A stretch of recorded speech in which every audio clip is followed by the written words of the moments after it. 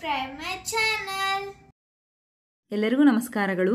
ಇಂದಿನ ವಿಡಿಯೋದಲ್ಲಿ ನಾವು 8ನೇ ತರಗತಿಯ ಕನ್ನಡ ವಿಷಯದ ಭಾಗ 1ರಲ್ಲಿನ 2ನೇ ಗದ್ಯವಾದ ಸಾರ್ಥಕ ಬದುಕಿನ ಸಾಧಕ ಡಿವಿಜಿ ಎಂಬ ಗದ್ಯದ ಪ್ರಶ್ನೋತ್ತರಗಳನ್ನು ತಿಳಿಯೋಣ ಮಕ್ಕಳೇ.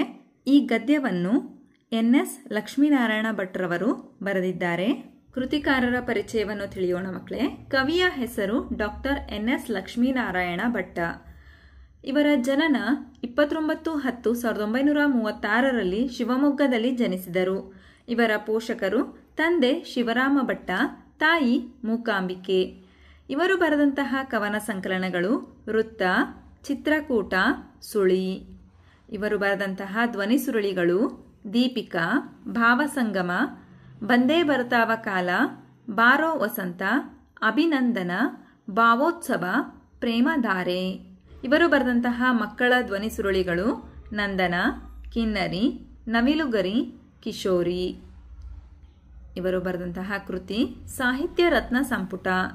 ಇವರಿಗೆ ಲಭಿಸಿದಂತಹ ಪ್ರಶಸ್ತಿಗಳು ರಾಜ್ಯ ಸಾಹಿತ್ಯ ಅಕಾಡೆಮಿ ಪ್ರಶಸ್ತಿ, ಶಿವರಾಮ್ ಕಾರಂತ್ ಪ್ರಶಸ್ತಿ, ರಾಜ್ಯೋತ್ಸವ ಪ್ರಶಸ್ತಿ, ಆಳ್ವಾಸ್ ನುಡಿಸಿರಿ ಪ್ರಶಸ್ತಿ, ಮಾಸ್ತಿ ಪ್ರಶಸ್ತಿ, ಆರ್ಯಭಟ ಪ್ರಶಸ್ತಿ. ಪ್ರಸ್ತುತ ಗದ್ಯ ಭಾಗವನ್ನು ಡಾಕ್ಟರ್ ಎನ್.ಎಸ್. ಲಕ್ಷ್ಮೀನಾರಾಯಣ ಭಟ್ಟರವರು ಬರೆದಿರುವ ಸಾಹಿತ್ಯ ರತ್ನ ಸಂಪುಟ ಕೃತಿಯಿಂದ ಆರಿಸಲಾಗಿದೆ. ಅಭ್ಯಾಸದ ಪ್ರಶ್ನೆಗಳನ್ನು ನೋಡೋಣ ಮಕ್ಕಳೇ. ಮುಖ್ಯ ಪ್ರಶ್ನೆ, ಕೊಟ್ಟಿರುವ ಪ್ರಶ್ನೆಗಳಿಗೆ ಒಂದು ವಾಕ್ಯದಲ್ಲಿ ಉತ್ತರಿಸಿ. ಮೊದಲ ಪ್ರಶ್ನೆ, ಡಿವಿಜಿ ಅವರ ಹುಟ್ಟೂರು ಯಾವುದು? ಉತ್ತರ, ಡಿವಿಜಿ ಅವರ ಹುಟ್ಟೂರು ಕೋಲಾರ ಜಿಲ್ಲೆಯ ಮುಳಬಾಗಿಲು. ಪ್ರಶ್ನೆ 2, ಡಿವಿಜಿ ಅವರ ಮನಸ್ಸಿನ ಮೇಲೆ ಪ್ರಭಾವ ಬೀರಿದವರು ಯಾರು?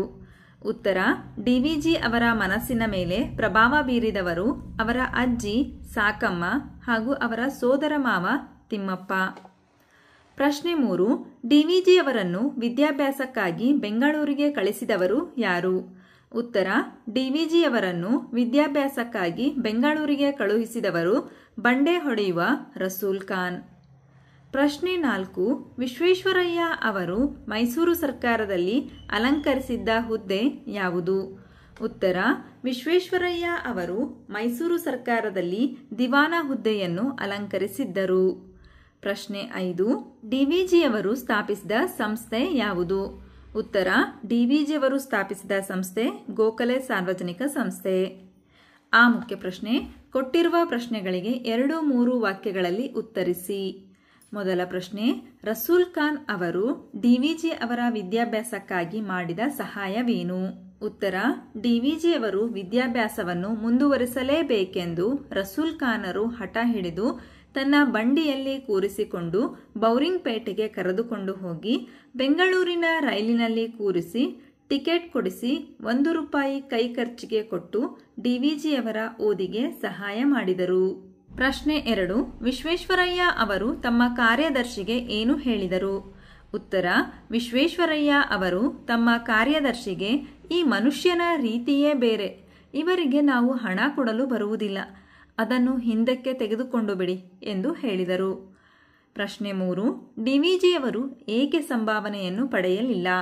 ಉತ್ತರ, ಪತ್ರಿಕೆಗಳಲ್ಲಿ ವರದಿ ಮಾಡುವುದು ಪತ್ರಕರ್ತರ ಕರ್ತವ್ಯ. ಇದರ ಓಡಾಟಕ್ಕೆ ಖರ್ಚಾದರೆ ಪತ್ರಿಕೆಯವರು ಕೊಡಬೇಕು, ಸರ್ಕಾರವಲ್ಲ. ವಿಶ್ವೇಶ್ವರಯ್ಯನವರೊಂದಿಗೆ ವ್ಯವಹರಿಸಿದ್ದು ನನಗೆ ಹೆಮ್ಮೆಯ ವಿಷಯ ಎಂದು ತಿಳಿದು ಡಿವಿಜಿಯವರು ಸಂಭಾವನೆಯನ್ನು ಪಡೆಯಲಿಲ್ಲ. ಪ್ರಶ್ನೆ 4, ಡಿವಿಜಿಯವರ ಶ್ರೀಮತಿ ಅವರ ಬಂಧುಗಳ ಮನೆಯಲ್ಲಿ ನಡೆದ ಉತ್ಸವಕ್ಕೆ ಏಕೆ ಹೋಗಿರಲಿಲ್ಲ? ಉತ್ತರ, ಡಿವಿಜಿಯವರ ಶ್ರೀಮತಿಯ ಬಳಿ ಒಂದೇ ಸೀರೆ ಇದ್ದು ಅದು ಒಂದೆರಡು ಕಡೆ ಹರಿದಿತ್ತು. ಹರಿದ ಸೀರೆಯನ್ನುಟ್ಟು ಹೊರಗೆ ಹೋದರೆ ಜನರು ತಮ್ಮ ಪತಿಯನ್ನು ಆಡಿಕೊಳ್ಳಬಹುದು ಎಂದು ಹಾಗೂ ತಮ್ಮ ಪತಿಯ ಮರ್ಯಾದೆ ಕಡಿಮೆಯಾಗದಂತೆ ನಡೆದುಕೊಳ್ಳುವುದು ನನ್ನ ಕರ್ತವ್ಯವೆಂದು ತಿಳಿದು ಡಿವಿಜಿಯವರ ಶ್ರೀಮತಿಯವರು ಬಂಧುಗಳ ಮನೆಯಲ್ಲಿ ನಡೆದ ಉತ್ಸವಕ್ಕೆ ಹೋಗಿರಲಿಲ್ಲ. ಪ್ರಶ್ನೆ 5, ಎಲ್ಲರೊಂದಿಗೆ ಹೇಗೆ ಬಾಳಬೇಕೆಂದು ಡಿವಿಜಿ ಹೇಳಿದ್ದಾರೆ? ಉತ್ತರ, ಬೆಟ್ಟದ ಕೆಳಗೆ ಬೆಳೆಯುವ ಹುಲ್ಲಿನ ಹಾಗೆ ಮನೆಯ ಮಲ್ಲಿಗೆಯಾಗಿ ಇರಬೇಕು. ಕಷ್ಟಗಳ ಮಳೆ ಸುರಿದರೂ ಧೃತಿಗೆಡದೆ ಧೈರ್ಯದಿಂದಿರುವಂತೆ ಕಲ್ಲಿನ ರೀತಿ ಇರಬೇಕು. ದೀನ ದುರ್ಬಲರನ್ನು ಕಂಡರೆ ಬೆಲ್ಲ ಸಕ್ಕರೆಯಂತೆ ಪ್ರೀತಿಯಿಂದ ಕಾಣಬೇಕು. ಎಲ್ಲರಲ್ಲೂ ನಾವು ಒಬ್ಬರಾಗಿ ಬಾಳಬೇಕು ಎಂದು ಡಿವಿಜಿಯವರು ಹೇಳಿದ್ದಾರೆ. ಈ ಮುಖ್ಯ ಪ್ರಶ್ನೆ ಕೊಟ್ಟಿರುವ ಪ್ರಶ್ನೆಗಳಿಗೆ 7-8 ವಾಕ್ಯಗಳಲ್ಲಿ ಉತ್ತರಿಸಿ. ಮೊದಲ ಪ್ರಶ್ನೆ, ಡಿವಿಜಿಯವರ ವ್ಯಕ್ತಿತ್ವವನ್ನು ಸಂಗ್ರಹಿಸಿ ಬರೆಯಿರಿ. ಉತ್ತರ: ಡಿವಿಜಿಯವರು ಆಸೆ ಆಮಿಷಗಳಿಗೆ ಒಳಗಾಗದ ವ್ಯಕ್ತಿ. ಕನ್ನಡ ಸಾಹಿತ್ಯದ ಅಪ್ರತಿಮ ಪ್ರತಿಭಾವಂತ ಸಾಹಿತಿ, ಪತ್ರಕರ್ತ, ಸಂಪಾದಕರು, ರಾಜಕಾರಣಿಯಾಗಿ ಬದುಕಿನ ಮೌಲ್ಯಗಳಿಗೆ ಬೆಲೆ ಕೊಟ್ಟು ಜೀವನವನ್ನು ಸಾರ್ಥಕಗೊಳಿಸಿಕೊಂಡವರು. ದಿವಾನ ಮಿರ್ಜಾರವರು ಸಹ ಡಿವಿಜಿಯವರ ಸ್ನೇಹವನ್ನು ಬಯಸುತ್ತಿದ್ದರು. ದೊಡ್ಡ ದೊಡ್ಡ ಡಿಗ್ರಿ ಪಡೆದವರಲ್ಲವಾದರೂ ಇವರದು ಸತ್ವಶಾಲಿ ವ್ಯಕ್ತಿತ್ವ. ಕೇವಲ ಶೀಲ, ವಿವೇಕ, ನಿಸ್ಪೃಹತೆ, ಸ್ವಯಂ ಅರ್ಜಿತ ಪಾಂಡಿತ್ಯ, ಸಾರ್ವಜನಿಕ ಹಿತಾಸಕ್ತಿಗಳ ಬಲದಿಂದ ಮಿರ್ಜಾರ ಕಾಲಕ್ಕೆ ಡಿವಿಜಿಯವರು ದೊಡ್ಡ ಮೇಧಾವಿ ಎಂದು ವಿದ್ಯಾವಂತರ ವಲಯದಲ್ಲಿ ಹೆಸರಾಗಿದ್ದರು. ಇವರನ್ನು ಕನ್ನಡ ಸಾರಸ್ವತ ಲೋಕದ ಭೀಷ್ಮ ಎಂದು ಕರೆಯುತ್ತಿದ್ದರು. ಇವರದ್ದು ಹೋಲಿಕೆ ಇಲ್ಲದ ಅಪೂರ್ವ ವ್ಯಕ್ತಿತ್ವ. ಇವರು ಪತ್ರಕರ್ತರಲ್ಲದೆ ಹಿರಿಯ ವೇದಾಂತಿಯಾಗಿದ್ದರು. ರಾಜ್ಯಶಾಸ್ತ್ರದಲ್ಲಿ ಆಳವಾದ ತಿಳುವಳಿಕೆಯನ್ನು ಹೊಂದಿದ್ದರು. ಲೌಕಿಕ ಆಸೆ ಆಮಿಷಗಳಿಗೆ ಒಳಗಾಗದೆ ಮೇರು ವ್ಯಕ್ತಿತ್ವದ ಆದರ್ಶ ವ್ಯಕ್ತಿಯಾಗಿ ಬಾಳಿ ಬದುಕಿದವರು.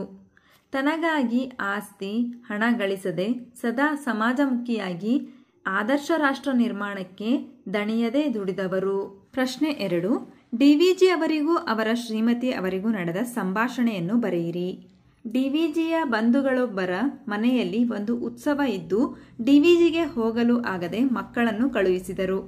ಆರತಕ್ಷತೆಯ ಹೊತ್ತಾದರೂ ಪತ್ನಿ ಮನೆಯಲ್ಲಿಯೇ ಇರುವುದನ್ನು ಕಂಡು ಡಿವಿಜಿಯವರು ಅಸಮಾಧಾನದಿಂದ ಪತ್ನಿಗೆ, ನೀನು ಉತ್ಸವಕ್ಕೆ ಹೋಗುವುದಿಲ್ಲವೇ, ಏಕೆ ಎಂದು ಕೇಳುತ್ತಾರೆ. ಆಗ ಪತ್ನಿ, ಮಕ್ಕಳನ್ನು ಕಳಿಸಿದ್ದೇನಲ್ಲ ಎಂದು ಹೇಳುತ್ತಾರೆ. ಅವರು ತುಂಬಾ ಬೇಕಾದವರು, ನೀನು ಹೋಗದಿದ್ದರೆ ಬೇಸರ ಪಡುತ್ತಾರೆ ಎಂದು ಡಿವಿಜಿ ಹೇಳುತ್ತಾರೆ.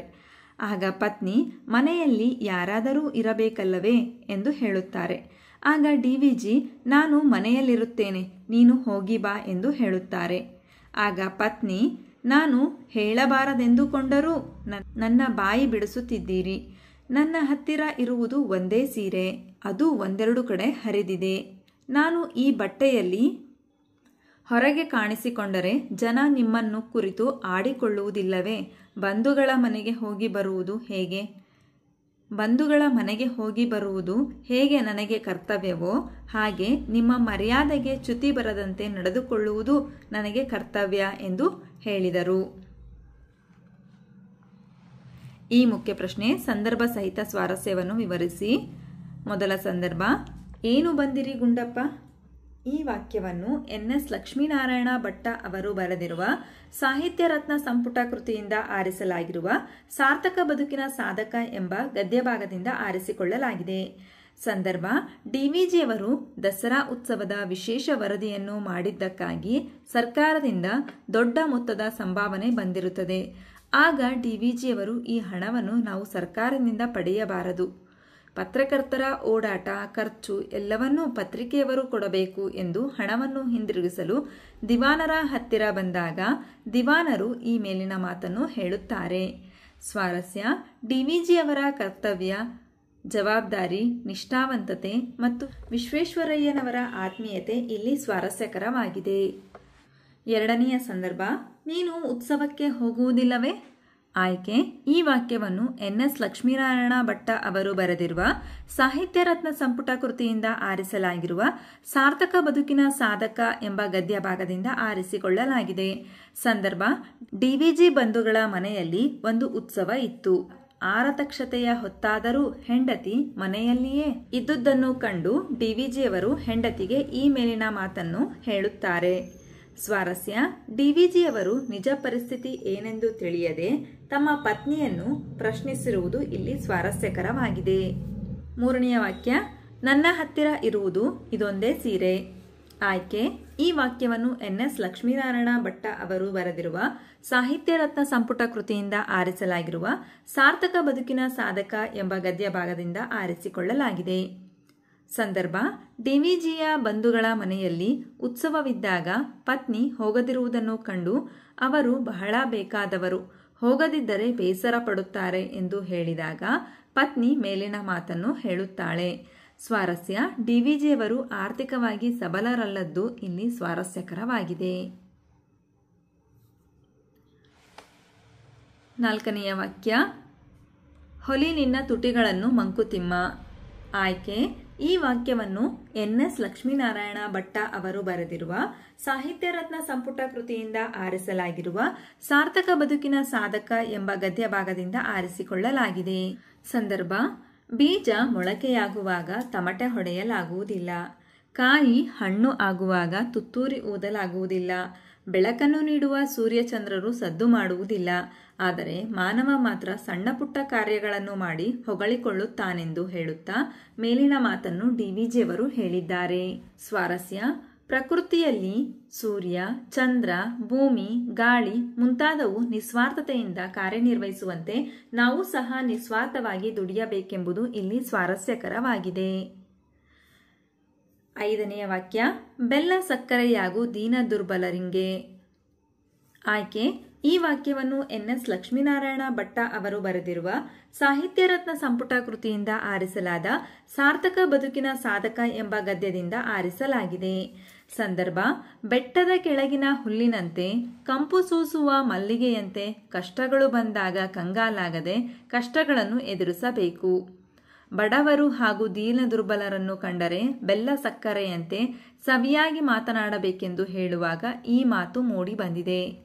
ಸ್ವಾರಸ್ಯ: ದೀನ ದುರ್ಬಲರನ್ನು ಕಂಡಾಗ ಹಿತವಾಗಿ ಮಾತನಾಡಿ ಉಪಕಾರ ಮಾಡಬೇಕೆಂಬುದು ಇಲ್ಲಿ ಸ್ವಾರಸ್ಯಕರವಾಗಿದೆ. ಮುಖ್ಯ ಪ್ರಶ್ನೆ: ಬಿಟ್ಟ ಸ್ಥಳವನ್ನು ಸೂಕ್ತ ಪದಗಳಿಂದ ತುಂಬಿರಿ ಅಂತ ಕೊಟ್ಟಿದ್ದಾರೆ ಮಕ್ಕಳೇ. ಇಲ್ಲಿ 5 ಬಿಟ್ಟ ಸ್ಥಳಗಳಿವೆ. ಅವುಗಳನ್ನು ಸೂಕ್ತ ಪದಗಳಿಂದ ನೀವು ಸಹ ತುಂಬಿ. ಮೈಸೂರು ರಾಜ್ಯದ ಪರಮೋಚ್ಚ ಅಧಿಕಾರ ಹಿಡಿದಿದ್ದವರು ಡ್ಯಾಶ್. ಇದಕ್ಕೆ ಸೂಕ್ತ ಪದ ಮಿರ್ಜಾ ಸಾಹೇಬ್. ಮೈಸೂರು ರಾಜ್ಯದ ಪರಮೋಚ್ಚ ಅಧಿಕಾರ ಹಿಡಿದಿದ್ದವರು ಮಿರ್ಜಾ ಸಾಹೇಬ್. 2ನೆಯ ಬಿಟ್ಟ ಸ್ಥಳ: ಮಿರ್ಜಾ ಅವರ ಕಾಲಕ್ಕೆ ಡಿವಿಜಿ ದೊಡ್ಡ ಡ್ಯಾಶ್ ಎಂದು ವಿದ್ಯಾವಂತರ ವಲಯದಲ್ಲಿ ಹೆಸರಾಗಿದ್ದರು. ಇದಕ್ಕೆ ಸೂಕ್ತ ಪದ ಮೇಧಾವಿ. ಮಿರ್ಜಾ ಅವರ ಕಾಲಕ್ಕೆ ಡಿವಿಜಿ ದೊಡ್ಡ ಮೇಧಾವಿ ಎಂದು ವಿದ್ಯಾವಂತರ ವಲಯದಲ್ಲಿ ಹೆಸರಾಗಿದ್ದರು. 3ನೆಯ ಬಿಟ್ಟ ಸ್ಥಳ: ಮುಳಬಾಗಿಲು ಡ್ಯಾಶ್ ಜಿಲ್ಲೆಗೆ ಸೇರಿದೆ. ಸೂಕ್ತ ಉತ್ತರ ಕೋಲಾರ. ಮುಳಬಾಗಿಲು ಕೋಲಾರ ಜಿಲ್ಲೆಗೆ ಸೇರಿದೆ. ನಂತರ 4ನೆಯ ಬಿಟ್ಟ ಸ್ಥಳ: ಡಿವಿಜಿ ಅವರು ಮುಳಬಾಗಿಲಿನ ಡ್ಯಾಶ್ ಶಾಲೆಯಲ್ಲಿ ಲೋಯರ್ ಸೆಕೆಂಡರಿ ಪೂರ್ತಿಗೊಳಿಸಿದರು. ಉತ್ತರ ಸೂಕ್ತ ಪದ ಆಂಗ್ಲೋ ವರ್ನಾಕ್ಯುಲರ್. ಡಿವಿಜಿ ಅವರು ಮುಳಬಾಗಿಲಿನ ಆಂಗ್ಲೋ ವರ್ನಾಕ್ಯುಲರ್ ಶಾಲೆಯಲ್ಲಿ ಲೋಯರ್ ಸೆಕೆಂಡರಿ ಪೂರ್ತಿಗೊಳಿಸಿದರು. 5ನೆಯ ಬಿಟ್ಟ ಸ್ಥಳ: ಡಿವಿಜಿ ಅವರು ಕನ್ನಡ ಸಾರಸ್ವತ ಲೋಕದ ಡ್ಯಾಶ್ ಎಂದು ಕರೆಸಿಕೊಂಡರು. ಇದಕ್ಕೆ ಸೂಕ್ತ ಪದ ಭೀಷ್ಮ. ಡಿವಿಜಿ ಅವರು ಕನ್ನಡ ಸಾರಸ್ವತ ಲೋಕದ ಭೀಷ್ಮ ಎಂದು ಕರೆಸಿಕೊಂಡರು. ನಂತರ ಅಭ್ಯಾಸದ ಚಟುವಟಿಕೆಗಳನ್ನು ನೋಡೋಣ ಮಕ್ಕಳೇ. ಮುಖ್ಯ ಪ್ರಶ್ನೆ: ಕೊಟ್ಟಿರುವ ಪ್ರಶ್ನೆಗಳಿಗೆ ಉತ್ತರಿಸಿ. ಮೊದಲ ಪ್ರಶ್ನೆ: ನಾಮಪದ ಎಂದರೇನು? ಒಂದು ವಸ್ತು, ಒಬ್ಬ ವ್ಯಕ್ತಿ, ಒಂದು ಸ್ಥಳದ ಹೆಸರು, ಒಂದು ಗುಂಪನ್ನು ಸೂಚಿಸುವ ಪದ ಅಥವಾ ಗುಣ, ಸ್ವಭಾವ, ಸಂಖ್ಯೆ, ಸ್ಥಾನ, ಅಳತೆ, ತೂಕ ಇತ್ಯಾದಿಗಳನ್ನು ಸೂಚಿಸುವ ಪದಗಳನ್ನು ನಾಮಪದಗಳೆಂದು ಕರೆಯುತ್ತೇವೆ. ಪ್ರಶ್ನೆ 2: ಭಾವನಾಮ ಎಂದರೇನು? ಉತ್ತರ: ವಸ್ತುಗಳ ಮತ್ತು ಕ್ರಿಯೆಯ ಭಾವವನ್ನು ತಿಳಿಸುವ ಶಬ್ದಗಳನ್ನು ಭಾವನಾಮ ಎನ್ನುತ್ತಾರೆ. ಭಾವ ಎಂದರೆ ಇರುವಿಕೆ, ಸ್ಥಿತಿ ಎಂದು ಅರ್ಥೈಸಬಹುದು. ಉದಾಹರಣೆ: ಬೆಳೆದರ ಭಾವ ಬೆಳಿಪು, ಆಡುವುದರ ಭಾವ ಆಟ. ಪ್ರಶ್ನೆ 3: ಸರ್ವನಾಮ ಎಂದರೇನು? ವಿಧಗಳಾವುವು? ಉತ್ತರ: ನಾಮಪದಗಳ ಬದಲಾಗಿ ಬಳಸುವ ಪದಗಳಿಗೆ ಸರ್ವನಾಮಗಳು ಎನ್ನುವರು. ಉದಾಹರಣೆ: ಅವನು, ಅವಳು, ಅದು, ಇದು, ಅವರು, ಇವರು. ಸರ್ವನಾಮದ ವಿಧಗಳು: ಪುರುಷಾರ್ಥಕ ಸರ್ವನಾಮ, ಆತ್ಮಾರ್ಥಕ ಸರ್ವನಾಮ, ಪ್ರಶ್ನಾರ್ಥಕ ಸರ್ವನಾಮ. ಪ್ರಶ್ನೆ 4: ಪುರುಷಾರ್ಥಕ ಸರ್ವನಾಮಗಳಲ್ಲಿ ಎಷ್ಟು ವಿಧ? ಉತ್ತರ: ಪುರುಷಾರ್ಥಕ ಸರ್ವನಾಮಗಳಲ್ಲಿ 3 ವಿಧ: ಉತ್ತಮ ಪುರುಷ, ಮಧ್ಯಮ ಪುರುಷ, ಪ್ರಥಮ ಪುರುಷ. ನಂತರ ಪ್ರಾಯೋಗಿಕ ಅಭ್ಯಾಸ: ಕೊಟ್ಟಿರುವ ವಾಕ್ಯಗಳಲ್ಲಿರುವ ನಾಮಪದಗಳನ್ನು ಆರಿಸಿ ಬರೆಯಿರಿ. ಮೊದಲ ವಾಕ್ಯ: ಡಿವಿಜಿಯ ಊರು ಮುಳಬಾಗಿಲು. ಇಲ್ಲಿ ನಾಮಪದಗಳು ಯಾವುವು ಅಂತ ಗುರುತಿಸ್ಬೇಕು ಮಕ್ಕಳೇ. ನಾಮಪದಗಳು ಡಿವಿಜಿ, ಊರು ಹಾಗೂ ಮುಳಬಾಗಿಲು. ನಂತರ 2ನೆಯ ವಾಕ್ಯ: ಬೆಂಗಳೂರಿನ ರೈಲಿನಲ್ಲಿ ಕೂರಿಸುತ್ತೇನೆ. ಇಲ್ಲಿನ ನಾಮಪದಗಳು ಬೆಂಗಳೂರು ಹಾಗೂ ರೈಲು. ನಂತರ 3ನೆಯ ವಾಕ್ಯ: ವಿಶ್ವೇಶ್ವರಯ್ಯನವರು ದಿವಾನರಾಗಿದ್ದ ಕಾಲವದು. ನಾಮಪದಗಳು ವಿಶ್ವೇಶ್ವರಯ್ಯ, ದಿವಾನ, ಕಾಲ. ಡಿವಿಜಿಯ ಬಂಧುಗಳ ಮನೆಯಲ್ಲಿ ಒಂದು ಉತ್ಸವವು ನಡೆಯಿತು.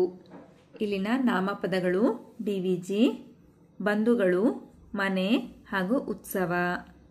ಆ ಮುಖ್ಯ ಪ್ರಶ್ನೆ, ಕೊಟ್ಟಿರುವ ಪದಗಳಲ್ಲಿರುವ ವಿಭಕ್ತಿ ಪ್ರತ್ಯಯಗಳನ್ನು ಪ್ರತ್ಯೇಕಿಸಿ ಬರೆದು ಅದು ಯಾವ ವಿಭಕ್ತಿ ಪ್ರತ್ಯಯ ಎಂಬುದನ್ನು ಬರೆಯಿರಿ ಅಂತ ಇದೆ ಮಕ್ಕಳೇ. ಮೊದಲು ನೀವು ವಿಭಕ್ತಿ ಪ್ರತ್ಯಯಗಳನ್ನು ತಿಳ್ಕೊಳ್ಳಿ, ನಂತರ ಈ ಪದಗಳು ಯಾವ ವಿಭಕ್ತಿ ಪ್ರತ್ಯಯದಲ್ಲಿವೆ ಅಂತಂದು ಗುರುತಿಸೋದಕ್ಕೆ ಅನುಕೂಲ ಆಗುತ್ತೆ. ಮೊದಲ ಪದ ದಿವಾನರನ್ನು. ಇಲ್ಲಿ ಅನ್ನು ಅನ್ನೋದು ವಿಭಕ್ತಿ ಪ್ರತ್ಯಯ ಮಕ್ಕಳೇ. ಅದು ಯಾವ ವಿಭಕ್ತಿ ಪ್ರತ್ಯಯ? ದ್ವಿತೀಯ ವಿಭಕ್ತಿ ಪ್ರತ್ಯಯ. ನಂತರ ದಿನ ದಿನದ. ಇಲ್ಲಿ ಅನ್ನೋದು ವಿಭಕ್ತಿ ಪ್ರತ್ಯಯ, ಷಷ್ಠಿ ವಿಭಕ್ತಿ.